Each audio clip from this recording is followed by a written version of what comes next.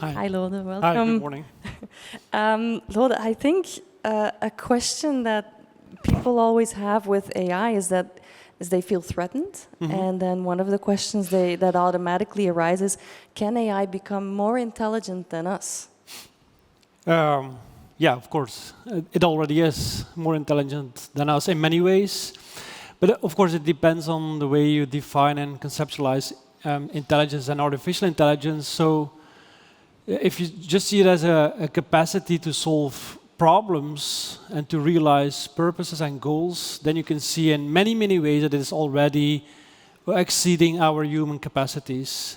I'm not just talking about games, but also about a lot of very boring tasks. It can do way better work than a human being can do, way faster, more efficiently, the content is better, etc. So if you look at the kind of AI that we have today, narrow artificial intelligence, so narrow in the sense of it can only do one thing, then I would say, well, it's already more intelligent than us. And that's a little bit bizarre. It's only since 10, 12 years, you would say, that we have AI in the neural network sense and deep learning sense. And so if you look at the graphs, you see that there's a broad range of capacities at which we can already see. However, that's if you look at cognitive capacities, writing, summarizing text, translating text. There's a lot of things that AI still can't do and probably will never, or at least not tomorrow, will be able to do. Think about emotional capacities, social capacities, working very specific tasks or work that you have to do with your hand, manual work. That's not for today, that's not for tomorrow probably. It's a thought that we often have is that we are emotional beings and that gives us an advantage to AI. But my question then is, can one program emotions? Can one program emotions? Well, that links to or refers to David's talk a couple of minutes ago. Well, our emotions are programmed. We are not like a species that is just here since 5, 10 years. Our emotions and our behavior and our brains are an effect of a very long evolutionary history. And so the way we behave, the way we think, the way we feel, the way we see, the way we smell, the way we eat, the fact that we like sugar, that's not an effect of the Industrial Revolution. That's an effect of a couple of things that happened a couple of 500,000, 1 million years ago. So our brains, our emotions are programmed. That's one thing. Second, can we program emotions? Well, that refers to the question about consciousness of an AI system. We don't have consciousness in the AI system, that's for sure, and it's probably not going to not going to happen tomorrow. However, AI can interpret emotions, of course. It can. We feel a couple of things. I feel anger. I feel happiness, and that is expressed in behavior. Well, of course, an AI system can interpret that. If we offer an AI system many pictures and videos of happy people, of nervous people, stressed people, it can see patterns in the behavior of stressed people, and thus it can interpret the emotions of other people. Of course, are we there yet? Are there any programs at this time that can really? Yes. Yeah, of course. I mean, the algorithms of social media work this way. They interpret the way we behave. And the more we write this kind of phrase, the more we write this kind of emoticon on social media, that is interpreted by an AI system. And so it can infer that because you write this sentence, it infers that you feel this way. Maybe it isn't the case, it's not correct, but it makes some deductions. And it says, well, probably you feel this way because you said this. Well, that's interpreting an emotion. That's also the way we work. I mean, I don't know how you feel. I just try to interpret the way you feel based upon your facial behavior, other kind of behavior. So I interpreted it. Why couldn't an AI system do it as well? Of course, it doesn't feel anything itself. That's correct, and probably not going to happen tomorrow. But it can infer a couple of things about human beings. Could then industries that maybe before were really only trusted to humans, such as, let's say, a psychologist, could a psychologist chatbot, for instance, be like a first line, a first point of contact Of course. with people who are seeking therapy? Because there are so many people who are seeking a therapist, and they can only get one within a month or 2 months. Is that an evolution you could see happening? Yeah, it's already happening. Psychologists, psychiatrists are already using AI in order to in the first phase, interpret a patient, for example. Of course, this is not a plea for making AI like the first and the only therapist in a setting, in a clinical setting, of course not, but it's a plea for using artificial intelligence in order to assess in the first stadium the behavior and the emotions of a patient. And it's not very difficult. I mean, what does I studied psychology, and what is a clinical psychologist doing? Well, the first hour, the first assessment intake conversation is just about, well, I'm trying to capture what is your emotion, what is really your problem, and I'm doing this just based upon like conversation. That's it. Well, I'm looking at your words, listening to your words, and therefore I'm thinking, well, this could be the problem, this cannot be the problem. Well, why couldn't an AI system work this way and do it probably better than a human being can? It can look at the facial signals, but also word expressions. That's what we do. Well, that's also what an AI system can do, and probably better than a human being. From the perspective of the psychologist and the job itself, that might be a solution, but do you think that when humans know they're being attended by an AI system, that they open up in the same way, that they open up differently, that they're maybe even less inhibited, more inhibited? That I don't know, but I would say like currently people are probably hesitant in order to integrate AI in this more clinical settings, and they feel a little bit anxiety maybe or nervous, but that's maybe only because of the fact that we only have AI since 5-10 years in this specific situation. But yeah, that's with a lot of things. That's what David was also saying. It's what happened with a lot of things. Maybe we should adapt to it and take a couple of years and decades, and probably maybe within 2 decades, 20 years, we'll have psychiatry clinical situations in which people will very substantially integrate AI in their settings, and also the patients maybe will adapt to it, and they will become used to it. As with many innovative evolutions, people used to adapt themselves to new technologies, and so yeah. This is one very specific industry, and an industry I don't think we often think about that will be that will be using AI within the future. Do you think that, since these are more emotional tasks, do you think that we are effectively creating our own redundancy in the labor space?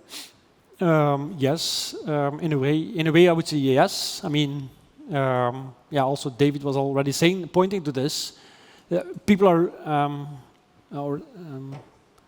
losing their jobs already, and that has been taken place also in the past, 1 century ago, 2 centuries ago, and that's also happening right now. So yes, they are creating new jobs, but at the same time they are creating new jobs, of course. So it's a story of with a positive influence, creating new jobs, but at the same time people are losing jobs.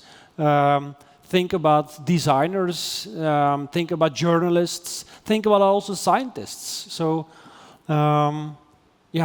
there's other work to do because of AI, but there's also work that people won't do anymore because of AI. And I once read a very dystopian scenario, I think, and that it's that in the end, we will never have to work again. We will just have our own personalized robots. They will do everything for us. And then we will only have idle time. But do you think that then also touches upon our sense of getting recognition from our job, getting like a sense of identity from our job? Is that being taken away from us? In a sense, yes. So I also have this feeling work is at least today, for many people, also for me, it's very crucial for recognition indeed. However, some kind of confidence recognition could also be an effect of, could also take place in other contexts, outside the context of work. I mean, people do sports. They feel good about it, they feel recognized in their capacities. So the feeling of an identity of being recognized by others is crucial in a human society. And I think it's one of the most basic feelings. We want to be recognized by others, but that's not dependent on working condition. It could also take place in other conditions, family, for example, friends, sports, leisure, other activities. Yes, but a job is usually a place where you spend 8 hours of the day, so it is a big part of or it might be a big part of who you consider yourself to be, how you present yourself to the world. Yeah, but also spend 8 hours tomorrow with my kids and my wife, and I'm gonna feel good, I hope, at least. But that's hasn't anything to do with work, with working conditions. So again, work has definitely, and it's a good thing, a positive influence on recognition and feeling recognized by others, but it's not dependent on it. Yeah. A critique, or maybe a rebuttal of the critique on AI that we hear a lot, is that we have known for industrial revolutions, we have always adapted. Why would the AI revolution be different? Do you think it's the same as any other industrial revolution? No, it's definitely different. So one thing. So I like the way David also described the evolution, the line between the first and the second and the third and the fourth one. However, it's maybe more appropriate to say that the AI society in which we are living today is not a continuation of previous evolutions. It has to do with the fastness of the evolution, the tempo, the speed. We have to keep in mind that AI has been placed on the market, really on the market, only since 10, 12, 13 years ago. I mean, I know that it's already 7 decades that we try to develop computers and AI and systems that are taking over our tasks, etc. But it's only in 2012 since Geoffrey Hinton developed his AlexNet recognition system that we have a commercial breakthrough of artificial intelligence. So it's only since 12 years. But if you look at what happened in that small amount of time, I mean, AI is everywhere, only since 12 years. Well, the previous revolutions, took many generations. More than 12 years. So that's one thing. It's going so fast that it's different from other revolutions. That's one thing. Second, most of the revolutions, and not only the industrial revolution, but also the pre-industrial revolution, had to do with manual work, with physical labor. And this is, I think, a big difference, crucial difference is AI is taking over cognitive capacities, cognitive jobs, as the work by designer, programmer, scientists, translators, and this is different from the previous revolutions. And it has also to do with not only cognitive capacity, but also social and emotional capacities. It can, as I mentioned, it can interpret emotional behavior, it can interpret social behavior, and it can react on that kind of social and emotional behavior. So that's also different. Are they sometimes better at it than human? Because you could always argue that there's also humans who don't have empathy or that cannot interpret certain... I would say that humans are not very good in emotional, not always very good in emotional behavior and responses and reactive attitudes, etc., etc. So in a way, I would trust more on an AI system interpreting my emotions than a human being can. Humans are very bad, are biased in many ways, more than an AI system is ever biased. So I would say, well, can they be better? Yes, yeah, definitely. But then, if we look at bias, yes, humans are biased. But then, because AI is created by humans, then of course the AI per definition will also be biased. Not by definition, but there's this risk. So yeah, what I fully agree. Yes, we have AI systems. We train them with a lot of data, with big data sets, and there is this, by definition, there's this risk of a sexist, racist, whatever, lookism bias in the AI system. That's one thing. That's correct. I mean, I fully see that. But there's one thing. There's only the risk. It's not by definition that the AI system is based. Second, we know the examples. We know the Amazon example of the sexism in the AI system. We know about it. It's only, I mean, a very small minority of examples of AI systems that are really biased. Third, I would also say bias is only relevant in a very specific context. I mean, think about an AI system, the AI system used by Amazon, that was in a sensitive context in the HR section. That's sensitive because if I'm applying for a job and the AI system is saying, well, I'm not going to give you the job because you're a woman or a man or whatever, that's sensitive. However, if an AI system is biased, let's say at Spotify or whatever, I don't care. I mean, we don't care at all. Four, I would also say, there is this risk of bias, yes, and it takes place, yes, but I mean, But cognitive not more than- sciences, interpreting or studying human beings, detected hundreds of biases in human beings. We are constantly biased in many, many ways, and that's definitely not the case for an AI system. An AI system can be biased in certain circumstances, and it could be bad, but it's substantially different from a human being. Maybe in And a it's way. and sorry for interrupting. For an AI system, it's very difficult. It's not very difficult to solve the issue of bias, but it's very difficult for a human being. I mean, we are a result of a very, very long evolutionary history. Sexism and racism in a human being's mind is very difficult to solve the issue. I mean, it's yeah. Yeah, that was also what I was about to say, that it's probably easier to program an AI Yeah. to be fair than to deprogram a human being Yeah, of to course. get rid of all of the biases. The lookism, sexism, ageism, racism, all these things are bad, but they are part of our, let's say, human evolutionary history. So you cannot just take away, well, don't fall in the trap of lookism, for example, or ageism, whatever. It's very difficult to deprogram this human being. It's with human language as well. I mean, I learned language, Dutch, but it's very difficult to deprogram me. Yes, we always have our own accent. When we've had a couple of speakers over yesterday, and they speak English, but they always speak English with their own accent. So it's very difficult to deprogram the accent. Yeah, but also like language in general. Once you learn a language, a Dutch language, I mean, how can you de-skill a human being from speaking Dutch, for example? That's not difficult for an AI system, but it's very difficult for a human being. Yeah, true, because it always comes. Maybe you forget a few words or something, but if you start talking or you get immersed again in the situation where you have to speak, for instance, Spanish or Turkish or whatever, then it just comes back to you. Yeah, true. Knowledge is difficult to be unprogrammed. What do you see personally as the most harmful side effect of AI in the workplace?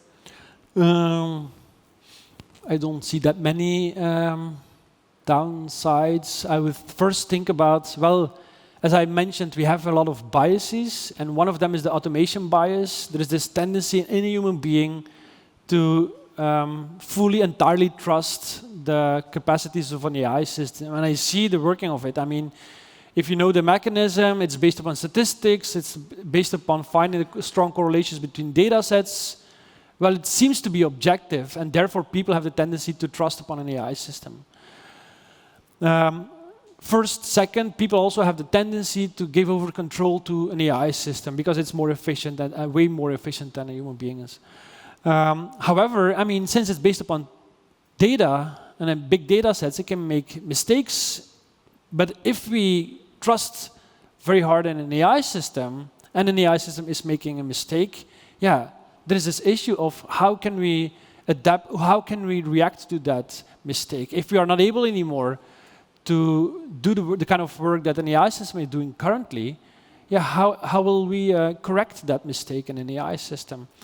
So there is this, what I would say, the risk of de-skilling based upon the automation bias, based upon the tendency to give over control of over an AI system. We don't know anymore to write text, for example. Assume within 5 decades. I'm very worried about teenagers right now that are not able anymore to write like long essays of 20 pages.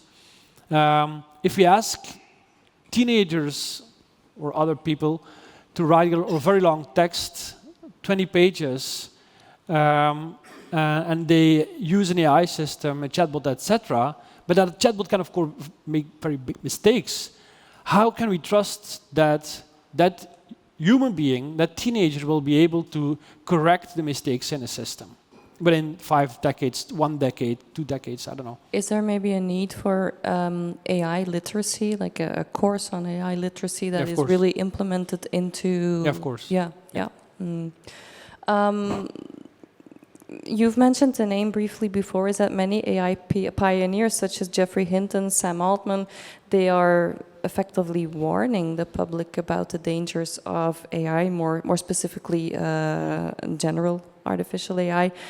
How seriously should we take them? I know this is a very sensitive, I mean, we should be careful about this kind of discussion. As David was, he was also referring to the Terminator scenario, etc. But I think we should take that seriously more for a couple of reasons. First of all, I mean, Hassabis, Bengio, Geoffrey Hinton, Max Tegmark, I mean, they're not like woolly philosophers. There are people know the field, know what is happening, know what people are developing. So if those people that are really the founding fathers of artificial intelligence, if they say that we have to be careful, then I would say, well, don't listen too much to the sociologist or the philosopher who say, well, this is just blah, blah, blah. That's one thing.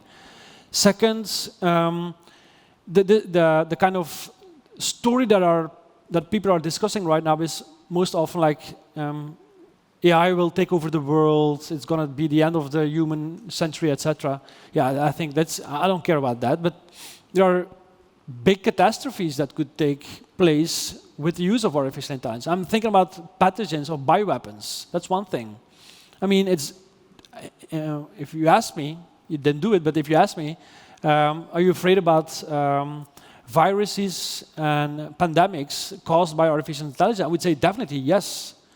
How would that work? How could we see early warning signs of that happening, or are they already there? They're already there. I mean, if you follow scientific work in that kind of field on biology and biotechnology and chemistry, there's this paper published in 2023, I think, about using AI in a medical context. And they used it in order to develop new antibiotics, which is, of course, it's very, very good. Of course, we use it since 1 century, and bacteria adapted themselves to the medicines, and therefore they are resistant. And therefore, we need to have more bigger and better antibiotics. We use AI for that. Try to find new chemical structure in order to have better antibiotics. However, in the scenario or in the experiment, people asked the AI system, well, try to find non-toxic molecules. And it was very successful. It found about 10,000 non-toxic molecules, which is good for antibiotic. But somewhere in the middle of the experiment, people were asking the system, well, make a shift and detect toxic molecules. And within only 4 or 5 hours, it found about 40,000 toxic molecules. So chemical structures that could be used for example, weapons, bioweapons. I would say this is very something we should concern of. And it's not just about the positive news on AI, and it's going to lead to more progress and welfare and well-being, which is for sure. And we have issues with privacy and bias and discrimination, but there's also this kind of story. This is not about bias and privacy. This is also not about the end of the world, but there are other catastrophes that are under the radar, and I'm not confident that countries as Russia, North Korea, Israel, never going to use artificial intelligence for this kind of bioweapons program. I think that, as you say very aptly, is that it's intangible, and because people cannot see it, that it stays under the radar. Maybe that's one of the issues there. Yeah. One of the concerns that was raised a few times yesterday is that the technology, as you've said, also evolves so quickly, but regulation never does. Is there a way to bridge that gap so that we can have more control over what is being done with technology? I don't know. Most of the rules and prescriptions and law is written, as I say, in blood. So first we need to have some catastrophes and undesirable events before people are taking actions. That's what happened with social media. That's what happened with the AI Act. It's not because we had so very good and successful foresight. It's because undesirable things happened, and therefore we have laws. Therefore we have rules. So in a way, I'm very, very optimistic about artificial intelligence, but I'm less optimistic about the kind of law and ethics, etc. It will come probably only after something negative happens, very negative happens. But then you say that, yeah, it's written in blood, but then often we don't learn from history, and history keeps on repeating itself. So, yeah, maybe also something to keep in mind. I think that maybe AI is not inherently evil, but that it just depends on what we do with it. So if we were to use it for good, could it also be a way to find solutions that we have never thought about on climate change, for instance? Yeah, of course. I mean, I fully understand that AI is, in most contexts, is used by companies because, yeah, only for one reason, efficiency, right? And mostly about efficiency. However, I think we can tackle many issues, bigger issues, climate change issue, with the help of artificial intelligence. I mean, yeah, we can predict the emission of greenhouse gases with the help of artificial intelligence. We can try to think about solutions in order to tackle that issue. Yes, of course, that's what's happening already in the United States, already here in Europe, but also in China. People are definitely already today using artificial intelligence for that kind of very good purpose. However, we should not take away the attention from the other side of the issue, namely the fact that, yeah, it's creating, it's intensifying the issue with climate change at the same time. We need a lot of energy, we need a lot of water, we need a lot of electricity in order to train these very big models, and that's the other side of the issue.